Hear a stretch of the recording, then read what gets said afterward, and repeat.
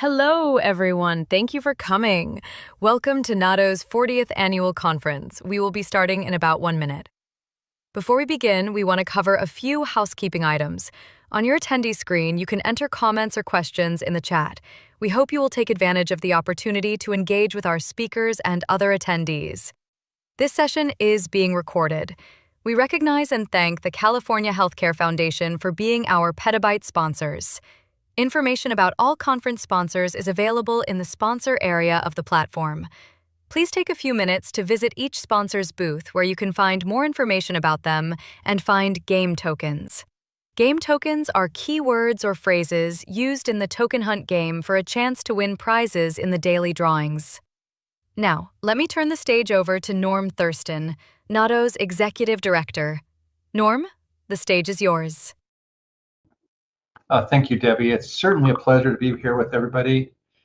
It's exciting to have so many people with us today. We've got already over 100 people, and it's right on time, so fantastic. I just want to give a quick introduction. State Showcase is something that is new this year. We have never done this in the past. State Showcase is something that was a very heavily demanded idea. We just want to know what's happening in the states. So we've invited states today and tomorrow, some states that come and just tell you what's going on. So this session, the State Showcase on Data Management, Quality, and Public Accessibility, was organized by Helen Figge. Our moderator is Mike O'Neill. This session will be sponsored by Comagine Health. So we'd love to give a huge shout out and a special thanks to Comagine Health and all of our friends who work there for their generous support as being sponsors of this session. So thank you to Comagine Health. So at this point, Charles, let's go ahead and bring Mike onto the stage. Mike, how are you doing? Very good. Great to see you, Norm. Great. I'm going to turn the time over to you, and from here on, it's all yours. Very good. Well, thanks. I think that today we've seen a number of really interesting use cases, interesting applications. In this session, we want to talk a little bit about the underlying data. So I think we all feel some need or even pressure sometimes to do more with our data, to gain more insights, to support more applications, use cases, more users. That requires some investment in the data itself. And so for today, we're going to talk specifically in some detail about a few areas in data quality, in data management, and in access to data. So let's begin with our first presentation. We have Dagmar Velez and Trang Giang from the Center for Improving Value in Healthcare. Hi everyone, I'm Dagmar Velez from CIVHC, here with my colleague Trang Giang. Today, we're sharing how we've used automation to improve validation workflows for Colorado's APCD annual files, specifically APM, DR, and VBPC.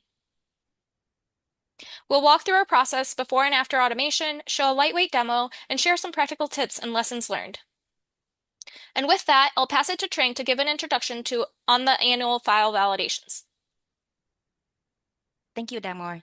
Hi everyone. Like the title of the presentation, we have the APM or alternative payment model, DR or drug rebate, and VBPC or value-based pharmaceutical contracting are included in our automation process.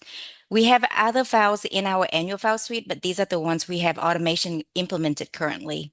These are non-claim-based files submitted in text or Excel format, depending on the file type, and contain 3 or 4 years of data. Next slide.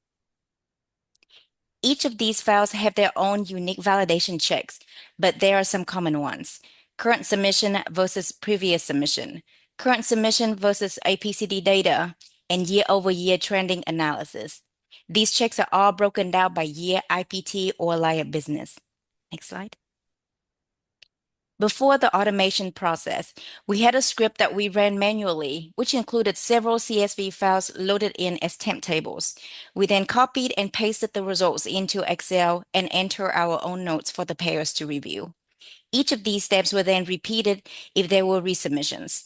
Because of that, it took over 200 analyst hours every year to complete the project. Not only that, these data have reporting requirements that have very tight deadlines. And of course, any manual process would introduce human errors and inconsistencies, hence the need for automation. Next slide. So last year, Civic created Python script that give the analyst the ability to plug in variables for payer, file name, and reporting year to run. This automation process not only has reusable functions, flexibility on adjusting the thresholds, it also helps standardize the language throughout the QC and automatically paste the result into Excel. Thanks to that, Civic was able to cut the validation time in half, which allows the analyst additional time to fully review the results in a meaningful way. So now I'm going to pass it back to Dagmar to give you a quick demo of the automation. Thank you, Trang. Now I'll walk you through a quick overview of how the automation works from start to finish. First, here's what you'll need to run it. Annual file saved in a consistent folder structure, an Excel quality check template for validation results, a Jupyter notebook, and some basic Python knowledge. However, this automation can also be done in other programming languages, but our demo uses Python. In this example, we're working with one file submitted by payer code 0000 in 2025. It includes 3 reporting years, 2022 through 2024. Here's what the raw annual file looks like, which you can easily replicate. It's a pipe-delimited text file with fields like payer, IPT, year, and total spend. On the right, you can see that the folder setup is key. The files need to be named and organized consistently by payer and submission year. This is how the Python script knows where to find what it needs. Each payer folder also includes a copy of the Excel QC template. This is where all validation results will be pasted automatically. In the Excel QC template, we have multiple tabs, a validation results tab, as shown here, and one for each validation type, which summarizes the data. For this demo, we're focusing on the reporting year comparison validation, which is in orange here. This checks for year-over-year changes within the current file. You'll notice that the automated results will be pasted in column E on the very right. And here are some screenshots of what the other tabs would look like for the summarized data for your reference. Now to the Python setup. At the top of the notebook, the analyst enters variables like the payer code, file name, submission year, and reporting years. Then, the text and Excel files are read in using the pandas package and formatted strings like F with the curly braces, which lets us pull in the correct paths dynamically. We also connect directly to the Colorado APCD database using the Vertica_Python package, which lets us compare the submitted data to what's actually loaded in the warehouse. Once the data is loaded, we reformat it to make comparisons easier. For example, we pivot it so each year's total spend becomes its own column. We then use validation logic to build repeatable functions. Here's one that checks if total spend changes more than 20% year over year. This code in particular is a little bit trickier to complete, and you will need at least some basic programming knowledge to complete. But I included some tips and tricks later on to help you get here. Once validation is complete, the script uses the OpenPixel package to paste the results directly into the correct cell of the Excel template. No copy-paste needed. And here's what the final result looks like in that E column, a clear pass-fail message that includes the percent change and dollar difference. Easy for the analyst and payer to see exactly why the validation has failed. And so with just a few steps, we've taken a time-intensive and error-prone workflow and made it fast, repeatable, and far easier to scale.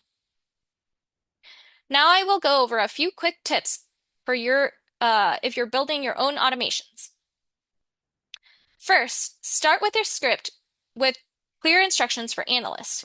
Things like how to organize file structure, variable names, and data formatting. A markdown cell at the top of your Jupyter notebook works great for that. I've also listed here all of the packages I've used for our automation. You'll likely need the Pandas, OpenPixel, and Vertica_Python packages in particular. If you're new to Python, Corey Schaefer's Jupyter Notebook tutorials on YouTube and the Python Crash Course books are great starting points, but there are so many other great resources out there. Just find one that fits your learning style. You can also use ChatGPT to help write and debug your code. I've included a prompt example with output here. Just avoid pasting in any PHI and always test the outputs. Think of it as a coding partner and not a replacement. And if Python isn't your thing, similar automation can be done in R, SQL, or even tools like SAS and Stata, depending on your environment. And now I'll pass it over to Trang for our lessons learned. Thank you, Dagmar. To conclude the presentation, here are some lessons learned we collected throughout the process and recommendations if you want to build your own.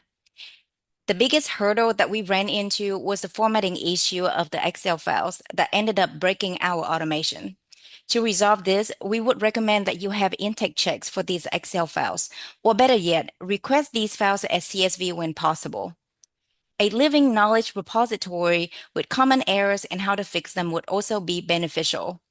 And as a rule of thumb, it's always good to have more than one resource with basic programming skills in case your lead programmer is not available to troubleshoot.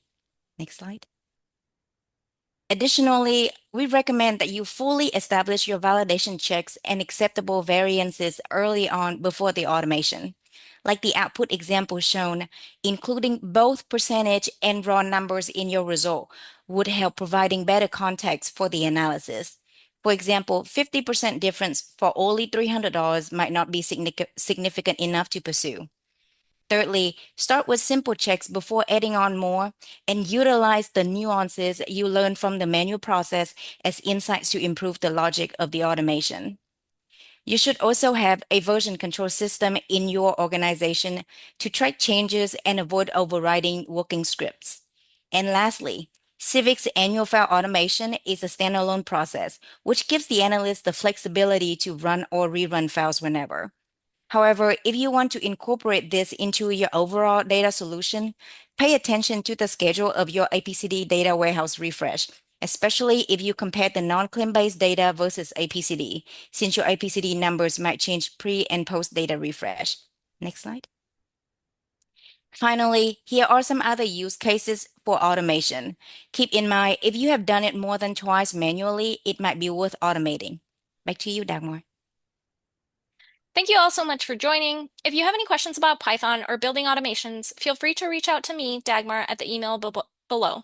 And if you have questions about Colorado's APCD annual file validations in general, you're welcome to contact either of us. We're both happy to help.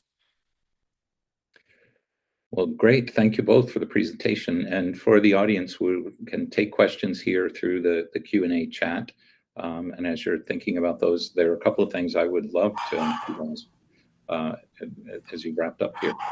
First, pick up on one of the tips that you had mentioned near the end, setting pass-fail thresholds.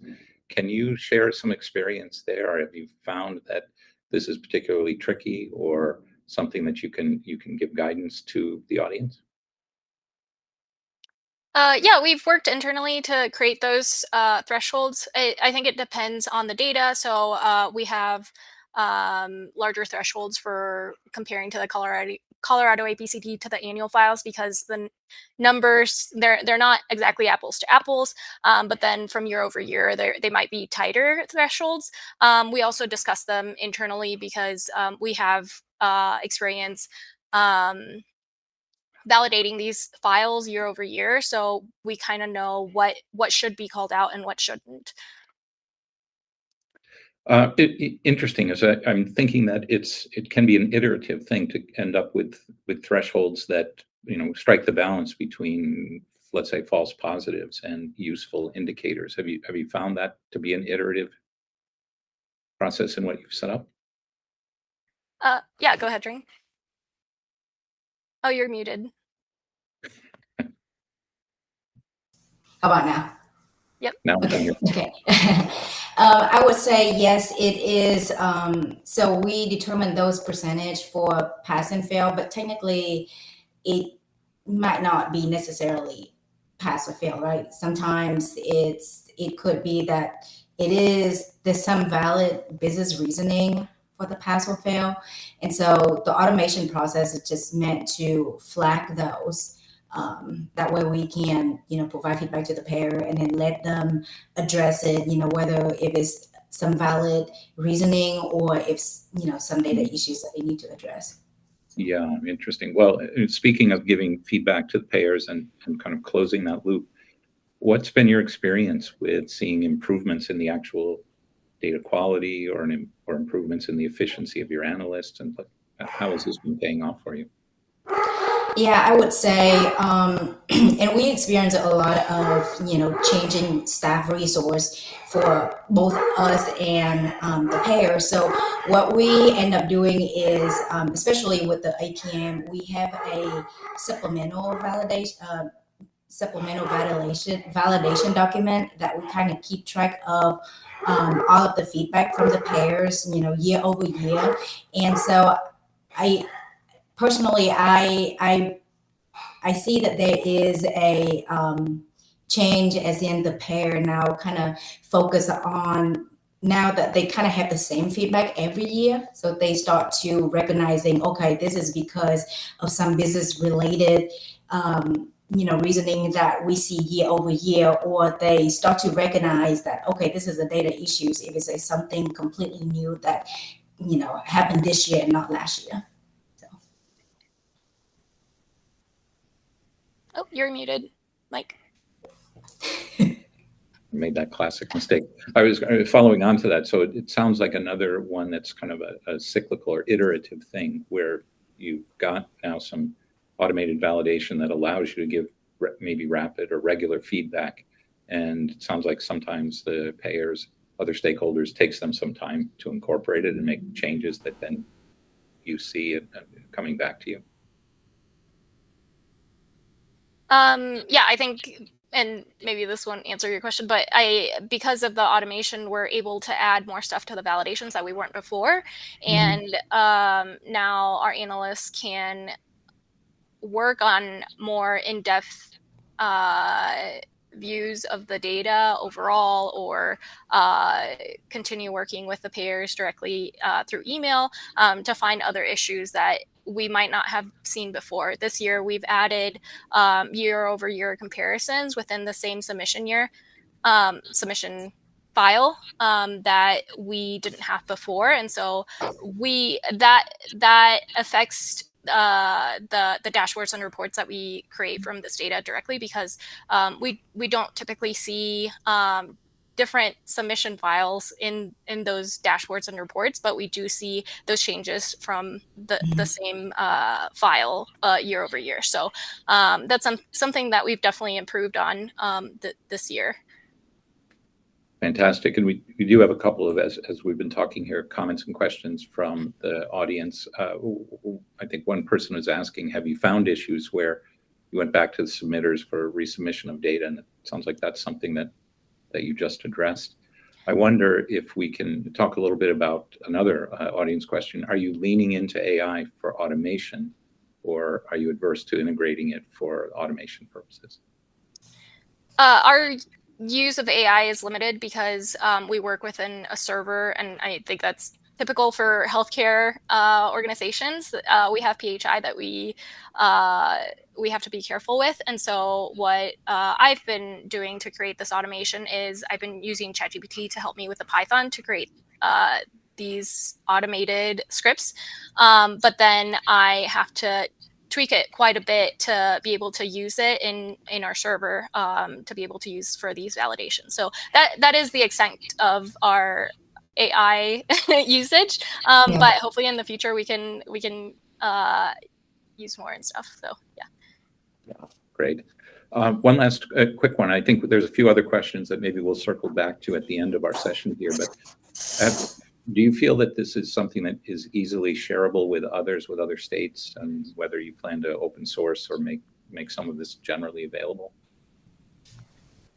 I think that is at least for within Civic, I think I would be, maybe there's another analyst that knows Python pretty well, but otherwise I would be the only person creating these files. So like I've showed in that presentation, some key things are to make sure to document exactly what the other analysts that aren't super proficient in Python need to do.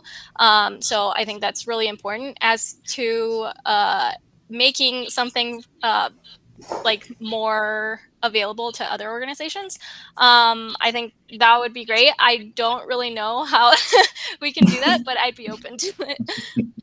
So it's a possibility for the future. Yeah. Sounds great. Yeah, and I would say the code is, specific to our database structure. And so, but in the presentation, we kind of touch on some of the common things that regardless of the language, you can use, set up the parameters and or set up the file structure a certain way so that the code would know where to pull the file, that sort of things you can do with any code and not just Python. But just our specific code, I would say, is, since it's so specific to CIVHC's data structure, I'm not sure if it would be helpful to share that, or if we can even share that. Sure, makes sense. Okay, great. Well, thank you both.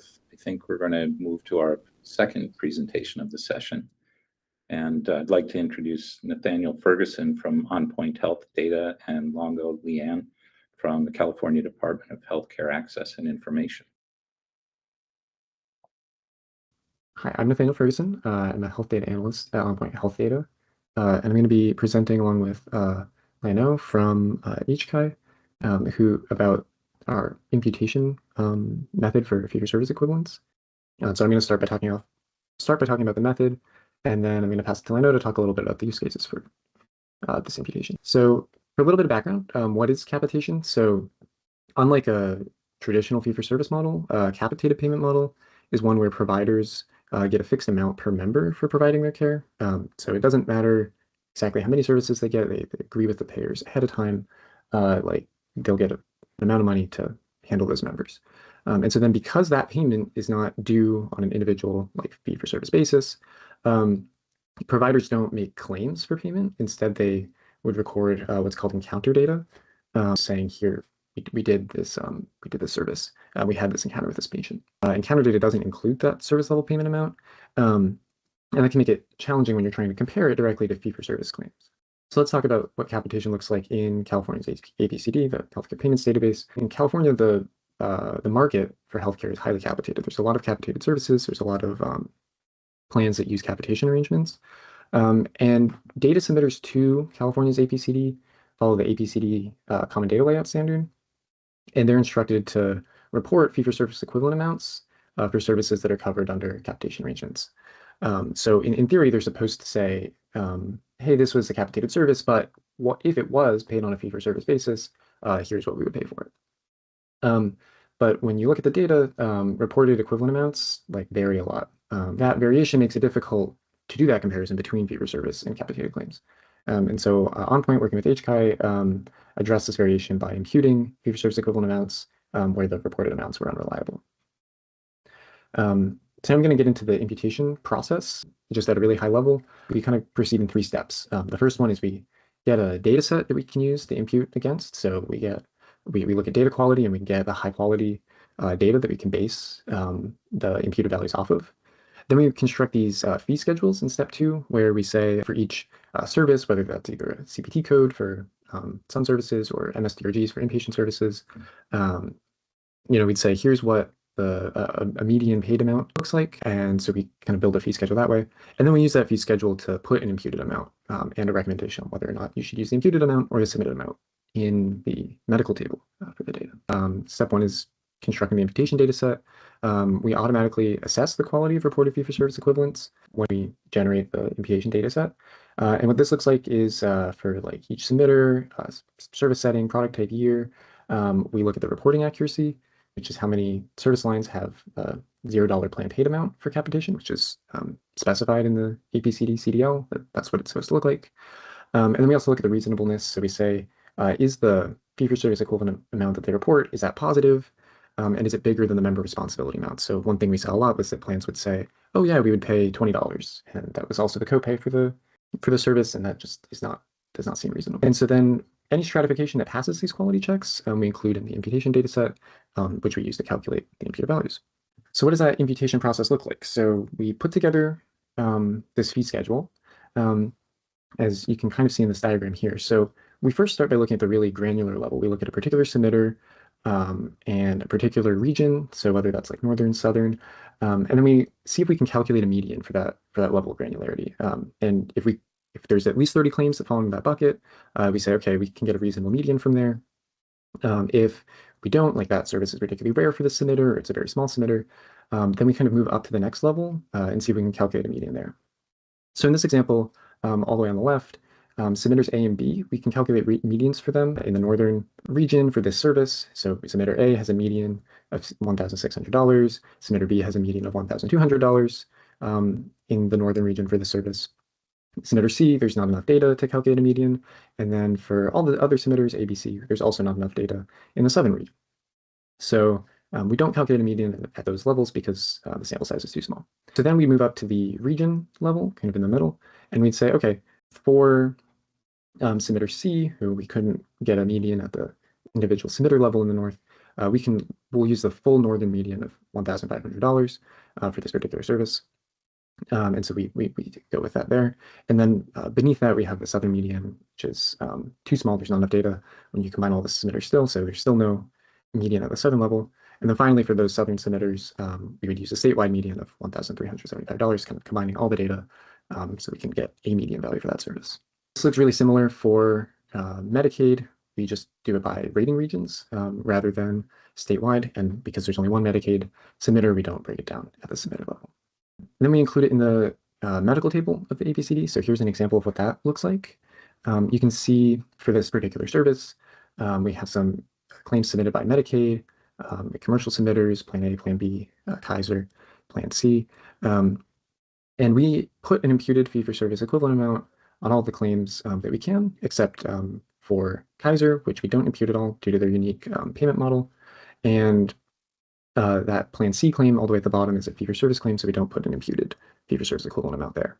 And then we have a recommendation that flag use imputed fee-for-service equivalent amount to say whether you should use the imputed amount or if you should use this as submitted amount. And we provide both just to give analysts a lot of flexibility when using the data. So finally, the kind of, I think, big takeaways from the process are that there's gaps between the APCD CDL specifications and the reality of what gets submitted. That sensible estimates of fee-for-service equivalents are really important to let you compare capitated services to other services. And that taking an imputation approach grounded in like the high quality data leads to good results. And that's why we have built those automated quality checks. And that we use those medians at the most granular level when it's possible, but when we don't have data to support that, we broaden it out to more, to a larger set. So with that, I'm going to pass it over to Lena to talk about how to use it in analysis. Good. Hi, my name is Langou, and I'm from a research scientist from HCI. So in the next 3 slides, I will quickly talk about how we will use this fee-for-service equivalence in the analysis. So if we go to the next slides, in this example, I will talk about how we use fee-for-service equivalent for inpatient cost analysis. Basically, in the first step, we used imputed fee-for-service equivalent amount flag to select recommended allowed amount at the claim line level. So next, what you are seeing on the right is the code, basically saying if the flag is Y, we use the imputed allowed amount. If flag is N, then we use the submitter supplied allowed amount in that situation. Then, because it's an inpatient hospital cost analysis, we aggregated the allowed amount at the inpatient discharge level. And the users will have the option to add professional service costs that happen during the same inpatient stay time to use the same methodologies. Next slide. So due to the nature of how complicated the submitted data, APCD data is, there will be some edge cases that require additional review from the analyst, depends on different situation. So what I'm highlighting here is the example of a situation where some inpatient states will have more than one payer or product submitted as a primary payer or product on the claim. And because of that, then you will see at the inpatient discharge level with some duplicates, like, for instance, the first one with commercial and Medicare fee-for-service, both listed as the primary payer. You will also see situation, right? If one location is one of your key variables, you may also see inpatient stay with more than one rendering provider ID listed, and that will create duplicate as well.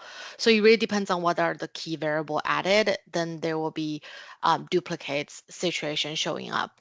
And however, we don't want it to duplicate the cost, right? So in the next slides, if we go to the next slides, we will talk about what are some of the potential solutions to duplicate those edge cases. The first one, what we're currently recommended is to keep the one with the highest cost. So the right column just shows the combination of imputed fee-for-service allowed amount and the submitted allowed amount. So it's already incorporating the flag logic. And what we're saying, the first step is just to keep the lines with the highest cost, and that should be the primary line, and that will hopefully dedupe a lot of the inpatient stays.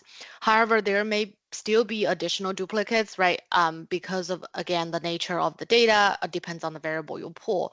So what we're suggesting is to utilize the number of service, DRG weights, payment hierarchy, so on and so forth, to develop additional logic to dedupe in those situations. However, the goal is really just to work with those 1% edge cases to dedupe the cost, to not duplicate an allowed amount in that case. And then thank you so much. And then I know this is a quick run through of the use cases, and then we're happy to answer any questions that you have. Thank you. Great, very good. Well, thanks both. And actually, we do have a question from the audience here that I assume that you don't drop the small submitters when you roll up to region or statewide. Is that correct? Yeah, I'm happy to speak to that. So yes, that's right. So when we roll up to the region levels or statewide levels, we're taking all the data from the small submitters, even if the submitters were, too small to get a median for themselves.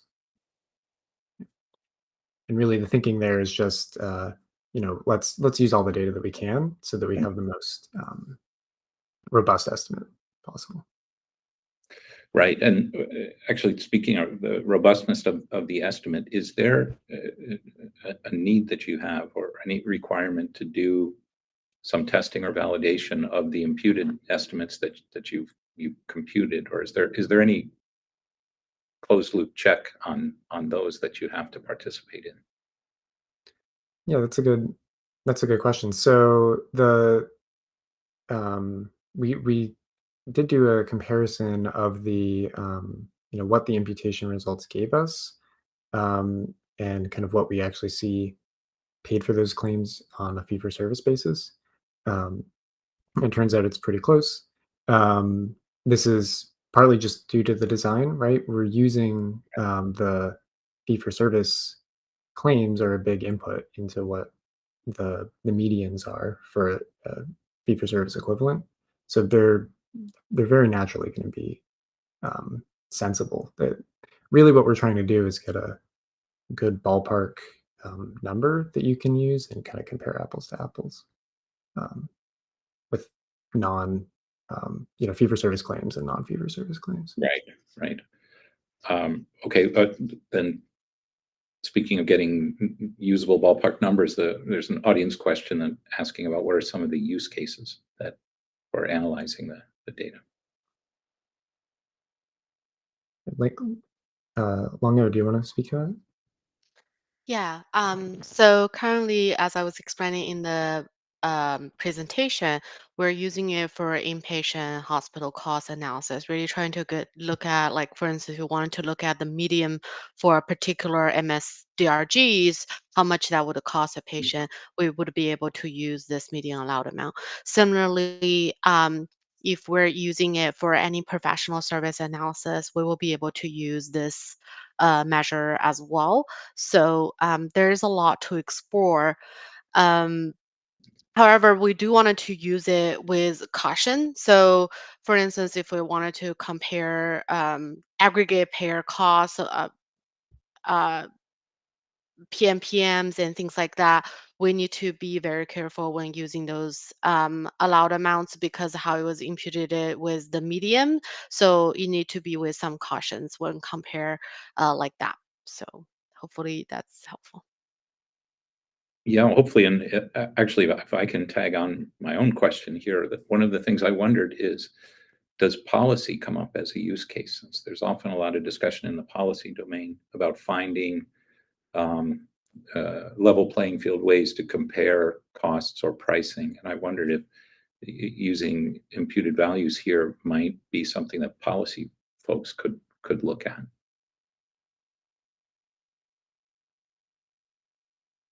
That's a very good question. So I think as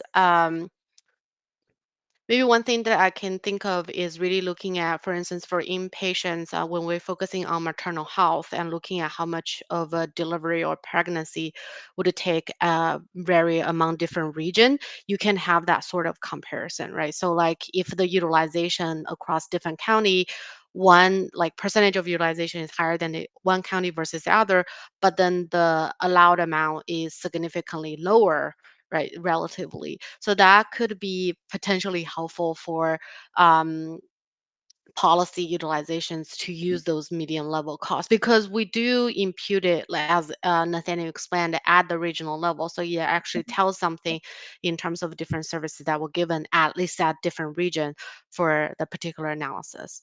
So yeah. Yeah, it seems like it would be very valuable. There's another question here to ask if you could please say again how you decide whether to flag a claim for fee-for-service equivalence versus allowed amount, and is $0 allowed? Yeah, that's a good question. So it really comes down to those automated data quality checks, where we assess how the submitter generally does in terms of reporting reliable allowed amounts for encounter data. So one of the checks is, does all of their encounter data have reasonable fee-for-service equivalent amounts? So if it's always $0, that doesn't seem reasonable. If it's and so it's done at that submitter level, and basically if we think that a submitter is trustworthy and has good high data quality, we say go with what they sent. But if a submitter is less so, then we recommend using the imputed amount. That makes sense. Okay, well, thank you to both of you for an interesting presentation and discussion. I think we'll move to our third and final presentation of our session. So I'd like to introduce Lorie Geryk from the Washington State Healthcare Authority. Good day, everyone. Thank you for joining us. My name is Lorie, and I'm excited to present on what is an ongoing effort here in Washington State to redesign Washington Healthcare Compare. That is the Washington All-Payer Claims Database public-facing website. This initiative is part of a broader push in 2025 to enhance healthcare and transparency and usability in our state. Over the next 10 minutes, I'll review the current site, outline the key redesign goals, and discuss how these changes will benefit users. Let's dive in. Okay, a quick overview of the database. This slide shows the complexity of data intake through data output, from taking in Medicaid, commercial, and other claims to consolidation, validation, and making value adds, to the output, which is depicted by the arrows on the bottom right of the slide, where we produce reports, we have various data products available for request, and importantly, we provide public reporting on Washington Healthcare Compare. Washington Healthcare Compare launched in 2018 and is refreshed annually. The site's primary purpose is to empower Washington residents to make informed healthcare decisions by comparing costs and quality. In terms of features, the site allows users to search for prices on nearly 100 common medical treatments and services, things like knee replacements, MRIs, or maternity care. There are different search pathways that a user can currently take. For example, you can enter your zip code, select a procedure. This example is delivery of baby by C-section. It shows various cost information, and when you scroll down, you see costs at nearby hospitals and outpatient facilities, so you can do that comparison. For quality, it provides star ratings for, in this case, hospitals or outpatient facilities. You can also take another search pathway to find a quality doctor by zip code, where you can compare star ratings for providers. There's also an Explore Washington section for regional comparisons, highlighting market-specific quality in areas by commercial or Medicaid. While the current site is very functional, and back in 2018 when we launched, it was very much ahead of its time compared to what we were seeing on comparable websites. The current interface, though, relies on basic search forms and static tables. It's a very resource-heavy lift to refresh the site every year with the newest cost and quality data. So our data vendor essentially creates a very large extract to include the newest year's cost and quality data. They send that over to our web vendor, who loads raw data into a temporary staging environment where quality assurance and performance testing are conducted. From there, it's loaded into the production site for the actual refresh launch. But equally important is the fact that the current site lacks interactive elements that could make data exploration more intuitive, easier, and faster. Now let's turn to the current redesign effort. This year, our program, in collaboration with our web vendor, Forum One, and our data vendor, Onpoint Health Data, partnered to undertake a major overhaul. Keeping in mind, this builds on past refreshes, which emphasizes quality and cost variation across the state. The goal is to enhance functionality and make the site more dynamic and user-centric. This slide is taken from the APCD Council website, who tracks APCD development work across the country. I wanted to make 2 points here. So one, to acknowledge our strong partners in this undertaking, and second, to note the increasing number of efforts in place and coming online across the country.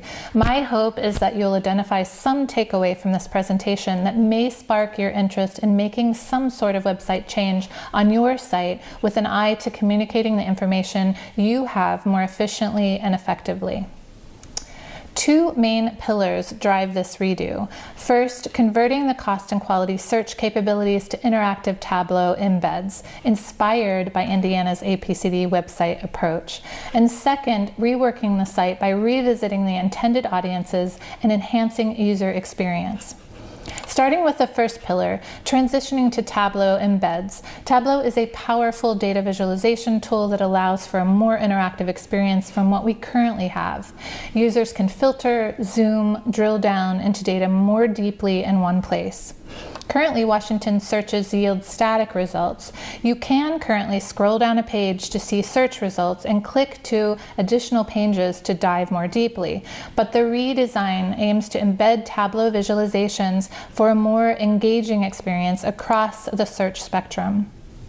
Our goal is to feature these dashboards that let users do the following. 1, find local prices of a procedure or image. Find local prices of office visits and labs. 3, find a quality doctor nearby. 4, find regional quality information, where regional comparisons become maps where users hover over areas to see benchmarks against state averages.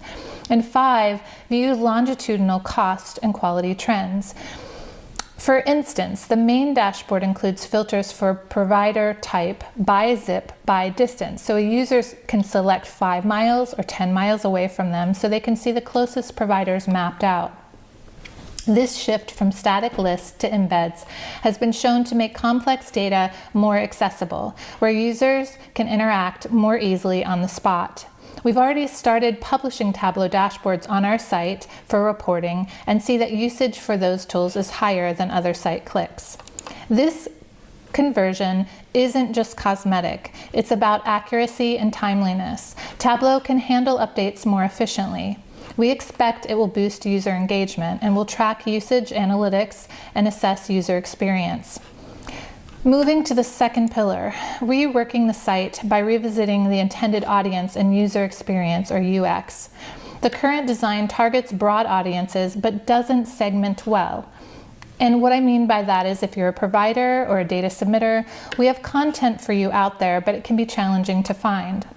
For this work, we've identified key groups, so consumers, individuals and families, or patient advocates who are seeking care information.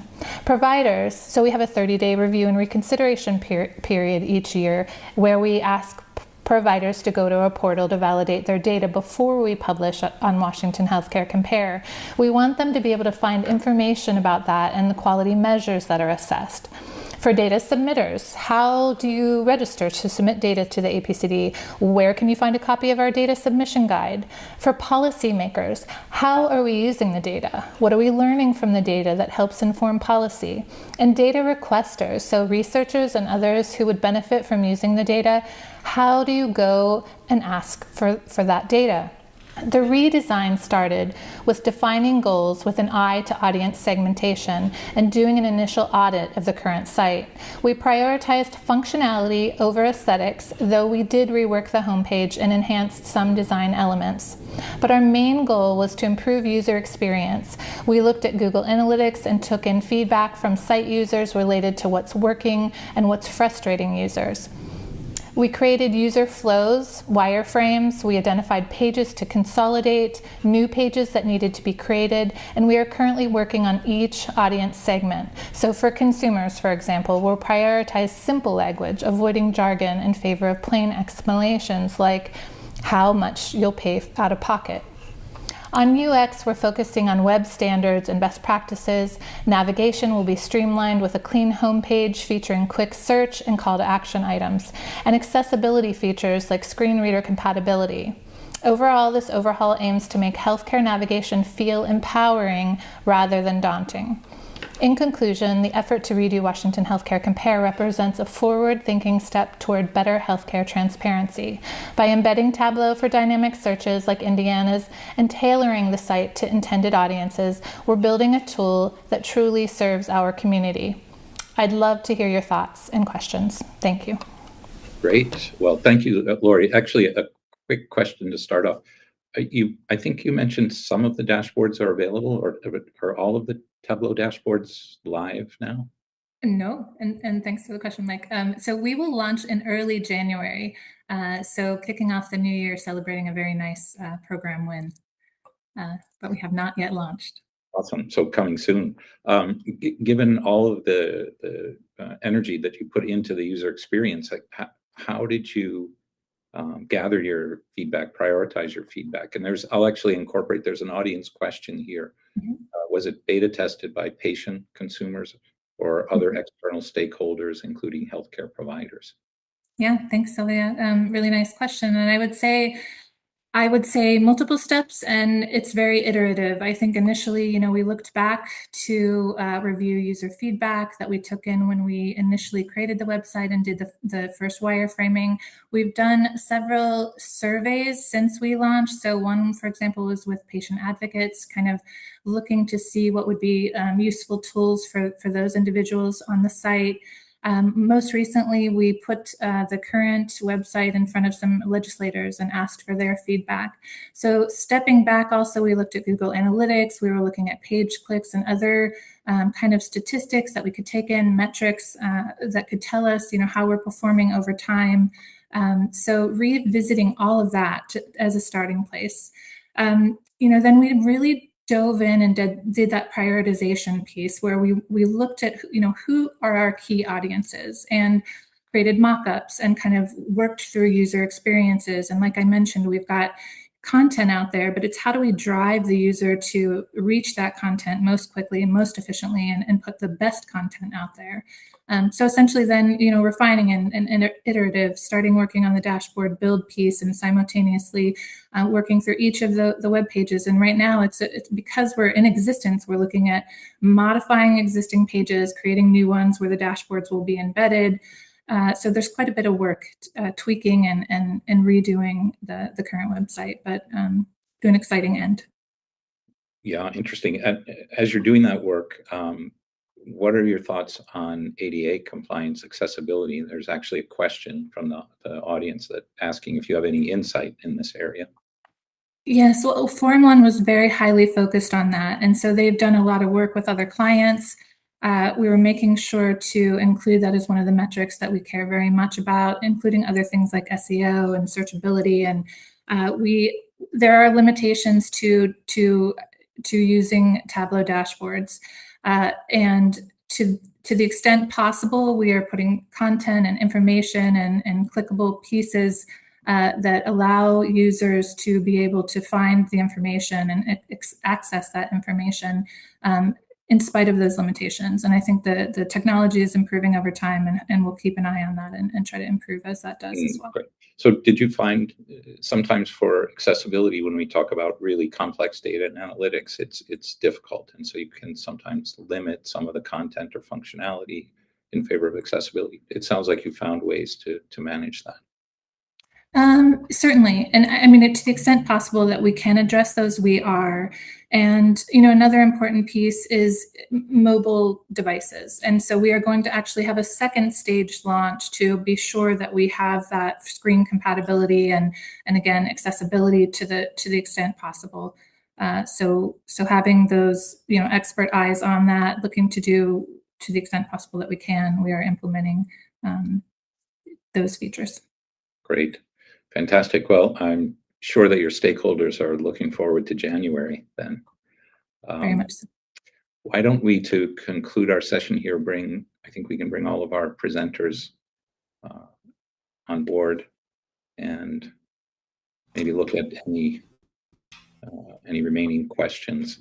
There is one question that I wonder, having heard all of your presentations, which talk about how you're using the data sets that you're deeply engaged with in various ways. Is there actually data that you would love to incorporate if you could get it? And I wonder if there are comments on that, whether it's supporting claims data with clinical data or social determinants of health types of data to give you a different angle, whatever it may be. I just wonder if that's something that would impact the roadmap of where you're all going with your work. Anyone want to start? I could take a stab at it. One thing that I think would be really great would be more data on non-claims payments between providers and plans. The APCD CDL version 4 has some standards in there, and so I think we're headed in that direction. But that's something I think is really exciting to kind of give more insight, especially when you have really capitated markets like in California. I will say I guess we discussed doing automation on the claims data, and Nathaniel and Langou, I think we've had some issues with capitated data in our claims data, and I think that would be interesting if you ever work on that. But I would say I would also like to maybe work with other claims data from other APCDs and see how they how we compare with their data and what changes we see over time. Maybe similar data, but broaden it geographically so that you get more ability to compare across regions. Yeah. Yeah, for me, I would say kind of similar to Nathaniel. So our annual files have, some components that are APCD related, which we can compare to our APCD numbers, but there are some elements that are non-claim, which we're kind of at the mercy of the payer. If they confirm that this is what they submitted is correct, then we just kind of have to take their word for it. And we do have an attestation process at the end where they basically just sign a form that say that confirm that the data is correct, the numbers are correct. But it would be so great if we could have a way to, maybe from like insurance department or somewhere that we could get some sort of estimates from these payers of what their non-claim numbers would be, so that we could have some sort of comparison to what they submitted. Interesting. Lorie, did you have thoughts? Sure. Just from Washington's perspective, from a website build perspective, we originally chose a handful of the most frequently shoppable procedures and services to include on the website. And so we do have additional data that we can add, and that is our goal, to add new procedures and services to the existing list. So thank you. Fantastic. Great. Actually, I noticed that there was a question for Dagmar and Trang that we didn't get to during your session. That was, how did you build your living document resources, and is that structured like a manual or a wiki or some other format? Yeah, so this Go ahead. this was our first year building the automation. We've had prior to this year, we have our templates and validations already set up. So this part was the actual automation process. And so, like I said, I've built a Python script in Jupyter Notebooks, and that's pretty much the living document that all the analysts use to validate the data. And so within that, I have the first piece is just like what the analyst needs to do in order to run that script, the validation. And I also have some recordings of myself doing the validation from start to finish, so anybody could run it. That's as far as we've gone, but I definitely want to improve on that. Yeah, I could add to that. So when it comes to the technical side of thing, running the automation in the Python code, that's where our documentation lives, which is within the code itself. But as far as validation in general, our resource come in different forms. We have the submission manual that we update every year, and as the feedback come back from the pairs, and if there's anything else that needs to be updated, we would, put that in the submission manual. And then also we have our QC result, the validation result that we sent over to the pairs, that we ask for their feedback and any sort of nuances with their business and their data. And that's where we would keep, those knowledge, and then, then we would refer later on, year after year. So. Great.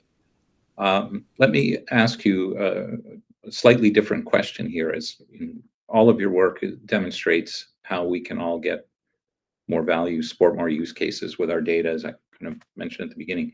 But do you think that you have or will start to run across either privacy concerns or I'll say policy, like purpose of use, that can the data be used for what I want to use it for? Have these kind of issues cropped up for your work to date?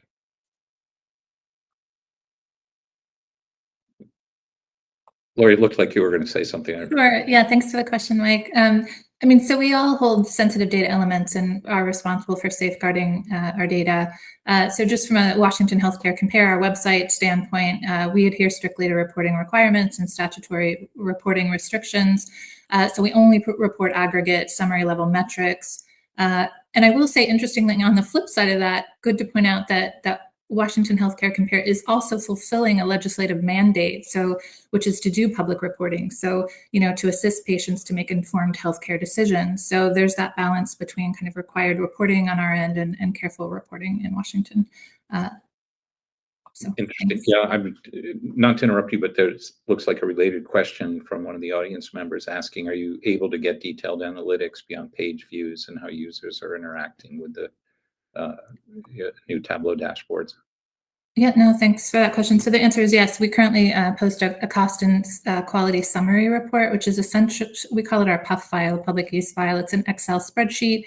It pulls together the website metrics in one place, so you can see service and procedure costs, by county, by facility, and you can also look up the quality ratings. So it's diced different ways, by hospital, by practice, by ACH, and ACH is just the Accountable Communities of Health in Washington. There's 9 areas, and there's different organizations that are really focusing on community health in those areas. So there is a PUF file that you can download it, and is summary. Very good. Well, I think we have used our time here. Hopefully the audience feels we've used it productively. I want to thank each of you as speakers for sharing your thoughts on data quality, data management, data access. And I hope that our audience has found it valuable. Thank you, Mike. Thank you, everyone. Especially want to thank Helen, Figge for organizing this session, Mike O'Neill for moderating, and all of our presenters, Dagmar, Trang, Nathaniel, Langou, and Lorie. And of course, many thanks to this session sponsor, Comagine Health. We truly appreciate everyone for attending the session. What's next? Tomorrow morning, 11:30 a.m. Eastern Time, we'll have some networking rooms. These are what we call virtual coffee shop. No topics, just talk. So show up tomorrow, 11:30, pop into one of the rooms. They're all hosted, so there'll be somebody there to talk to. and just meet new people and expand your network of people who have similar questions and similar ideas and who are interested in healthcare data. So with that, I'm going to thank you all and wish you a good evening. We'll see you tomorrow bright and early. Thank you.